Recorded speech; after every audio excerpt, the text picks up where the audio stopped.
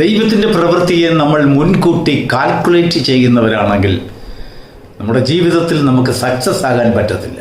ഒരു പ്രവൃത്തിയും ചെയ്യാൻ കഴിയില്ല. എന്നാൽ ദൈവം ഇന്നത് ചെയ്യും, എനിക്ക് വേണ്ടി ഇന്നത് ചെയ്യുമെന്ന് ദൈവത്തിൽ വിശ്വാസം അർപ്പിക്കുന്നവരിൽ കൂടെ ദൈവം അവർക്ക് വേണ്ടി വലിയ കാര്യങ്ങൾ ചെയ്യും. നമ്മുടെ കഴിഞ്ഞ കാലങ്ങളിലുള്ളതായ മൈനസ് പോയിന്റുകളെ നമ്മൾ കണക്കാക്കിക്കൊണ്ട് അതിൻ പ്രകാരമുള്ള മുൻപോട്ടുള്ള ജീവിതവും നാളുകളും നാം കണക്കുകൂട്ടലുകൾക്ക് വിധേയമാക്കുന്നവർക്ക് ഒരു അനുഗ്രഹിക്കപ്പെട്ട ഒരു പ്രകാശിതമായിട്ടുള്ളതായ ഒരു ഭാവിയെ അവരുടെ ജീവിതത്തിൽ കാണുവാൻ കഴിയുകയില്ല. വിശ്വസിക്കുന്നവർക്ക് വേണ്ടി ദൈവം പുതിയത് ചെയ്യുന്നു. നമുക്ക് നമ്മുടെ നാട്ടിലൊക്കെ ധാരാളം കൃഷിസ്ഥലങ്ങൾ അത് കൃഷി ചെയ്യാതെ അത് വൃഥ പാഴ്ഭൂമിയായി ഇട്ടിരിക്കുകയാണ്. കാരണം എന്താണെന്ന് അറിയാമോ? കഴിഞ്ഞ കാലങ്ങളിലുള്ളതായ കൃഷി ഒന്നും ലാഭകരമായിരുന്നില്ല. കാലാവസ്ഥ വിരോധമായിരുന്നു, പ്രതികൂലമായിരുന്നു. അതിൽ നിന്ന് ലഭിച്ചതായ ഭക്ഷ്യവസ്തുക്കൾ അല്ലെങ്കിൽ ഫലങ്ങൾ വിറ്റ് കിട്ടിയത് കൊണ്ട് നഷ്ടം മാത്രമേ സംഭവിച്ചുള്ളൂ. ഇങ്ങനെ നഷ്ടങ്ങളുടെ വലിയൊരു കഥ പറഞ്ഞ് നമ്മുടെ കയ്യിൽ ദൈവം തന്നിരിക്കുന്ന ഭൂമി ഊഷര ഭൂമിയായി മാറ്റപ്പെടുവാൻ ആ ഒരു ചിന്താഗതി കാരണമായി തീർന്നു. മനുഷ്യൻ ജ്ഞാനമുള്ളവരായി തീരുവാൻ ദൈവം അവരോട് ആവശ്യപ്പെട്ടു. കൃഷിക്കാർ ദൈവത്തിൻ്റെ പ്രവൃത്തികളെയും ദൈവം ചെയ്യുന്നതായ അത്ഭുതങ്ങളെയും കുറിച്ച് വീക്ഷണമുള്ളവരായിരിക്കണമെന്ന് ദൈവം ശഠിച്ചു. ദൈവത്തിന് മഹത്വം ഉണ്ടാകട്ടെ. ഇസ്രായേൽ ജനം പലരും നിലത്ത് കൃഷി ഇറക്കാതെ അവർ കഴിഞ്ഞ കാലങ്ങളിലുള്ള ദുരനുഭവങ്ങളെ ഓർത്തുകൊണ്ട് വിത്തും മറ്റു ഫലങ്ങളുമെല്ലാം അവരുടെ കൈവശം വെച്ചുകൊണ്ട് പൂത്തുപോകുവാൻ, നശിച്ചു പോകുവാൻ കാരണമായി തീർന്ന ഒരു കാലഘട്ടത്തെ സാമ്യപ്പെടുത്തിക്കൊണ്ട് പ്രവാചകനായ ഹഗ്ഗായി ആ ജനത്തോട് പ്രവചിക്കുന്നതായ ഒരു വാക്ക്, വിത്ത് ഇനിയും കളപ്പുരയിൽ കിടക്കുന്നുവോ? ഹഗ്ഗായി പ്രവചനം 2-ാം അധ്യായത്തിൻ്റെ 19-ാം വാക്യം. അത് വിതയ്ക്കുവാനുള്ളതായ കാലം കഴിഞ്ഞു. വിതയ്ക്കുവാനുള്ളതായ അനേക അവസരങ്ങൾ നിന്റെ മുൻപിൽ വന്നു. പക്ഷെങ്കിൽ വിതയ്ക്കുവാൻ നിനക്ക് മനസ്സായില്ല. കാരണം കഴിഞ്ഞ കാലങ്ങളിലെ ദുരനുഭവങ്ങളെക്കുറിച്ചുള്ള ഒരു കണക്കുകൂട്ടൽ, ജീവിതത്തിൽ എപ്പോഴും ദുരനുഭവങ്ങളെക്കുറിച്ചുള്ളതായ കഥ പറച്ചൽ, വിഷാദം, സങ്കടം, ആവലാതി, എപ്പോഴും നിന്റെ കണ്ണിൽ കണ്ണുനീരല്ലാതെ മറ്റൊന്നുമില്ല. എന്നാൽ ദൈവത്തിൻ്റെ ജനത്തോട് ദൈവത്തിൻ്റെ ആത്മാവ് പറയുന്നത് നിനക്ക് സന്തോഷമുള്ളവരായിരിക്കണം. ഹഗ്ഗായി പ്രവചനം 2-ാം അധ്യായത്തിൻ്റെ 18-ാം വാക്യത്തിൽ ദൈവത്തിൻ്റെ ആത്മാവ് പറയുകയാണ്, സന്തോഷമില്ലാത്തവരോട് പറയുകയാണ്, ദുഃഖത്തിലിരിക്കുന്നവരോട് പറയുകയാണ്, നിന്റെ ദുഃഖത്തെ വിട്ട് നീ സന്തോഷത്തിലേക്ക് തിരിച്ചു വരുവാൻ ഒരു കാര്യം ചെയ്യണം. നിങ്ങൾ ഇന്ന് മുതൽ മുമ്പോട്ട് ദൃഷ്ടി വയ്ക്കുക. ദൈവത്തിന് സ്തോത്രം. യെശയ്യാ പ്രവചനം 12-ാം അധ്യായത്തിൻ്റെ 2-ാം വാക്യത്തിൽ നാം വായിക്കുമ്പോൾ, അതിൻ്റെ 5-ാം വാക്യത്തിൽ നാം വായിക്കുമ്പോൾ ദൈവം നമുക്ക് ചെയ്തിട്ടുള്ളതായ ശ്രേഷ്ഠ കാര്യങ്ങളെക്കുറിച്ച് കീർത്തനം പാടുവീൻ, ഇത് ഭൂമിയിൽ എല്ലാം പ്രസിദ്ധമായി വരട്ടെ. അപ്പോൾ ശ്രേഷ്ഠമായിട്ടുള്ള എക്സലന്റ് കാര്യങ്ങളെക്കുറിച്ചുള്ളതായ കാര്യങ്ങളല്ല ദൈവത്തിൽ നിന്ന് നമുക്ക് പറയുവാനുള്ളതെങ്കിൽ നമ്മുടെ ജീവിതത്തിൽ എപ്പോഴും പരാജയം നമ്മളെ മുൻനിർത്തി, പരാജയം നമ്മളെ അനുധാവനം ചെയ്തുകൊണ്ടിരിക്കും. നമുക്ക് എതിരാളികൾ നമ്മുടെ ജീവിതത്തിലെ പരാജയങ്ങൾ കാണുവാനാണ് കാത്തിരിക്കുന്നത്. എന്നാൽ പരാജയങ്ങളിൽ നിന്നൊരു ഉണർത്തെഴുന്നേൽപ്പ് നമുക്ക് ആവശ്യമെങ്കിൽ നമ്മുടെ ജീവിതത്തിൽ ദൈവം ചെയ്തതായ എക്സലന്റ് ശ്രേഷ്ഠതകളെക്കുറിച്ച് കീർത്തനം പാടും. അങ്ങനെ മാത്രമേ നമുക്ക് പരാജയങ്ങളെ ജയിക്കുവാൻ കഴിയുള്ളൂ. കീർത്തനം പാടുകയും എന്തിനെ കുറിച്ചാണെന്ന് അറിയാമോ? സങ്കടങ്ങളെ കുറിച്ചല്ല, നിന്റെ പ്രശ്നങ്ങളെ കുറിച്ചല്ല, നിന്റെ പ്രയാസങ്ങളെ കുറിച്ചല്ല, ദുർഘടങ്ങളെ കുറിച്ചല്ല, നീ അനുഭവിച്ചു വന്നിട്ടുള്ളതായ യാതനകളെ കുറിച്ചല്ല, നീ ദൈവത്തിൽ നിന്ന് അനുഭവിച്ചതായ അനേകം നന്മകളെ ഉയർത്തിക്കൊണ്ട് സ്തോത്രം പാടുവാനും കീർത്തനം പാടുവാനും നമുക്ക് സാധിക്കുന്നുണ്ടെങ്കിൽ നമ്മുടെ മുൻപിൽ അനുഗ്രഹിക്കപ്പെട്ട ഭാവി നമുക്ക് കാണുവാൻ കഴിയും.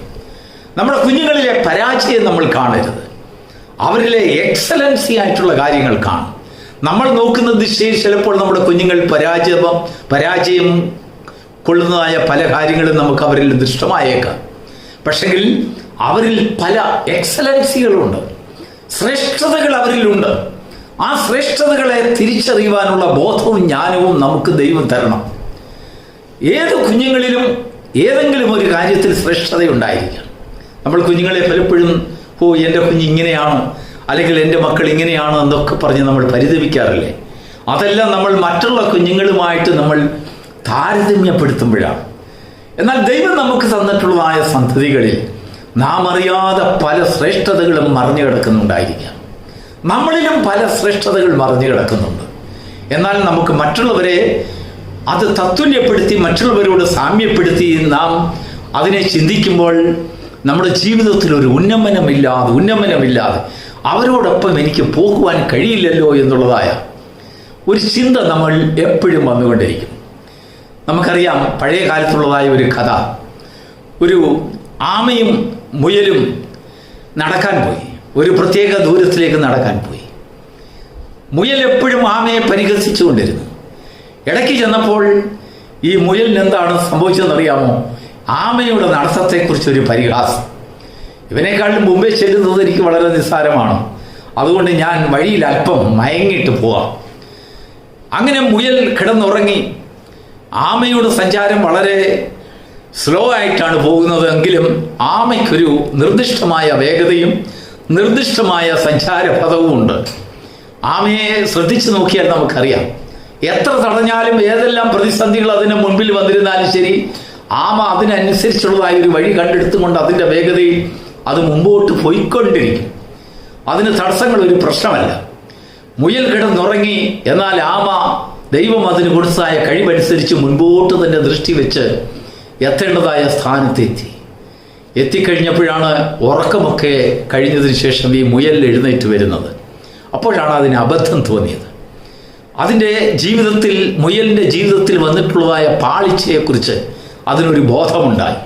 ദൈവത്തിന് സ്തോത്രം എന്ന് പറഞ്ഞതുപോലെ ദൈവത്തിൻ്റെ ആത്മാവ് ഈ പ്രഭാതത്തിൽ നമ്മോട് പറയുകയാണ്, കഴിഞ്ഞ കാലങ്ങളിൽ നിനക്ക് എന്തെല്ലാം യാതനകളും പ്രശ്നങ്ങളും കണ്ണുനീരിൻ്റെ അനുഭവങ്ങളും നിന്റെ ജീവിതത്തിലും ഭവനത്തിലും വേട്ടയാടിക്കൊണ്ട് നിന്നെ പരാജയത്തിൻ്റെ ഭീഷണിയിൽ മുഴുക്കിക്കൊണ്ട് നാൾതോറും നിന്നെ മറ്റുള്ളവരുടെ മുമ്പിൽ തകർത്ത് കളയുവാൻ വേണ്ടി, ലജ്ജിതനാക്കുവാൻ വേണ്ടി, കണ്ണുനീരിൽ കുളിച്ചു നിൽക്കുന്നവനാക്കുന്നതിന് വേണ്ടി ശത്രു നിന്റെ ഭവനത്തിന് ചുറ്റും പോരാടിക്കൊണ്ട് വാതുകെട്ടി നിന്നോട് മത്സരിച്ചിട്ടുണ്ടാകാം.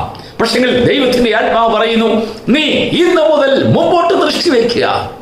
അതിനുശേഷം ദൈവത്തിന്റെ ആത്മാവ് ചോദിക്കുകയാണ്, ദൈവം നിന്റെ കയ്യിൽ തന്ന വിത്ത് എവിടെ?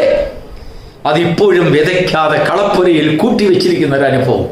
വിശ്വാസത്തിന്റെ പോരായ്മ, പ്രതീക്ഷകളുടെ പോരായ്മ, പ്രതീക്ഷകളെക്കുറിച്ചും മുൻപോട്ടുള്ളതായ ജീവിതത്തെക്കുറിച്ചും നിനക്ക് ലഭിക്കുവാനുള്ള പ്രതിഫലങ്ങളെക്കുറിച്ചുള്ളതായ ഒരു അവിശ്വാസമായ ചിന്ത. പ്രതികൂലമായ കാലാവസ്ഥ ഈ പ്രാവശ്യവും എന്നെ വേട്ടയാടുമായിരിക്കാം. പക്ഷേ ദൈവത്തിൻ്റെ ആത്മാവ് പറയുന്നു, നീ വിശ്വാസത്തോടെ മുൻപോട്ട് പോകുന്നുണ്ടെങ്കിൽ ആ വിശ്വാസത്തെ ദൈവം മാനിക്കും. വിശ്വാസത്തോടുകൂടെ ദൈവം നിന്നെ ഏൽപ്പിച്ച കാര്യങ്ങളിൽ അതിലൊക്കെയും നീ വിശ്വസ്തയോടെ അതിലുള്ളതായ ശ്രേഷ്ഠതകളെ നീ കാണുന്നുണ്ടെങ്കിൽ, നിന്റെ ജീവിതത്തിലുള്ള ശ്രേഷ്ഠതകളെ നീ കാണുന്നുണ്ടെങ്കിൽ അതിൽ വലിയൊരു നന്മയെ നിനക്ക് കാണുവാൻ കഴിയും. നമ്മുടെ കുടുംബജീവിതത്തിൽ നമ്മൾ പലപ്പോഴും ഭാര്യ ഭർത്താക്കന്മാർ അങ്ങോട്ടും ഇങ്ങോട്ടും നമ്മൾ കുറ്റപ്പെടുത്തില്ലേ? എനിക്ക് പറ്റിപ്പോയത് ഇങ്ങനെയാണ് എന്നൊക്കെ നമ്മൾ ചിലപ്പോൾ കുറ്റം ചാർത്തിയേക്കാം. നമ്മുടെ കുടുംബത്തെ മറ്റു കുടുംബത്തെ കൊണ്ട് താരതമ്യപ്പെടുത്തുമ്പോൾ, നമ്മുടെ ഭവനത്തെ മറ്റുള്ളൊരു ഭവനത്തെക്കുറിച്ച് താരതമ്യപ്പെടുത്തുമ്പോൾ നമുക്ക് വളരെ ലജ്ജാകരമായിട്ടുള്ളതായ പല ചിന്തകളും ഉണ്ടാകും. എൻ്റെ ഭവനം ചെറുതായിപ്പോയല്ലോ, എൻ്റെ വാഹനം ചെറുതായിപ്പോയല്ലോ, എൻ്റെ കുഞ്ഞുങ്ങൾ ചെറുതായിപ്പോയല്ലോ, എൻ്റെ ഭാര്യ ചെറുതായിപ്പോയല്ലോ, എൻ്റെ ഭർത്താവ് ചെറുതായിപ്പോയല്ലോ, കഴിവുകൾ കുറവാണല്ലോ, അല്ലെങ്കിൽ ഇങ്ങനെയൊക്കെ പോരായ്മകൾ നമ്മുടെ മുൻപിൽ ധാരാളം കടന്നു വരും. ഇങ്ങനെ പോരായ്മകൾ കടന്നു വരുമ്പോൾ നമുക്ക് എന്താ സംഭവിക്കുന്നതെന്നറിയാമോ? നമ്മൾ ആ പോരായ്മകളിൽ തന്നെ കളപ്പുരയിൽ നമ്മുടെ വിത്ത് എപ്പോഴും നിലനിൽക്കും.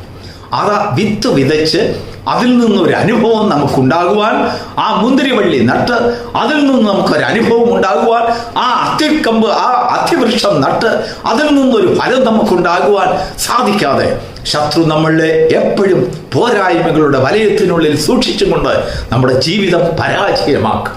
ജീവിതം വിജയമാകും.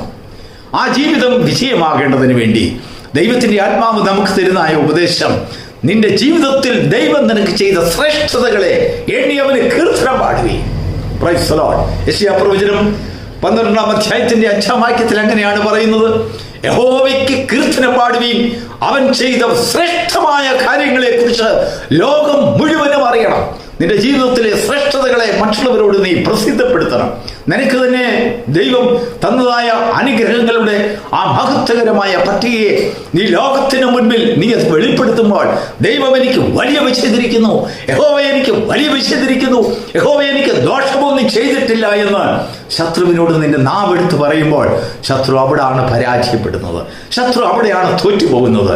എത്ര ശ്രമിച്ചിട്ടും നിന്നെ കീഴ്പ്പെടുത്തുവാൻ കഴിയാതെ കർത്താവിന്റെ അടുത്ത് പിശാച് പരീക്ഷിക്കുവാൻ ചെന്നപ്പോൾ, നീ വിശന്നിരിക്കുകയല്ലേ, ഈ കല്ലിനോട് നീ അപ്പമാകുവാൻ പറയൂ, നീ ദൈവത്തിന്റെ പുത്രനല്ലേ, നീ പറയുന്നതെല്ലാം സാധിക്കുമല്ലോ എന്ന് കർത്താവിനോട് പറഞ്ഞപ്പോൾ എന്താണ് കർത്താവ് പറഞ്ഞതെന്നറിയാമോ? മനുഷ്യൻ അപ്പം കൊണ്ട് മാത്രമല്ല ജീവിക്കുന്നത്, ദൈവത്തിന്റെ വായിൽ നിന്ന് വരുന്ന സകല വചനങ്ങൾ കൊണ്ടും മനുഷ്യന് ജീവിക്കാൻ കഴിയും, മനുഷ്യന്റെ ജീവൻ നിലനിർത്തുവാൻ കഴിയും. അവിടെയും ദൈവത്തിന്റെ വചനത്തിലുള്ള ശ്രേഷ്ഠതകളെ കുറിച്ച് താൻ സാക്ഷ്യപ്പെടുത്തിയപ്പോൾ പിശാച് അവനെ വിട്ടുപോയി. Praise the Lord.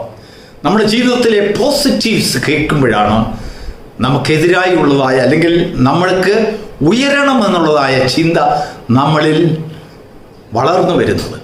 നമ്മളിൽ ജീവിതത്തിൽ മൈനസുകൾ നമ്മൾ എണ്ണിക്കൊണ്ടിരുന്നാൽ ജീവിതത്തിൽ എപ്പോഴും നിരാശ നമ്മെ ബാധിക്കും.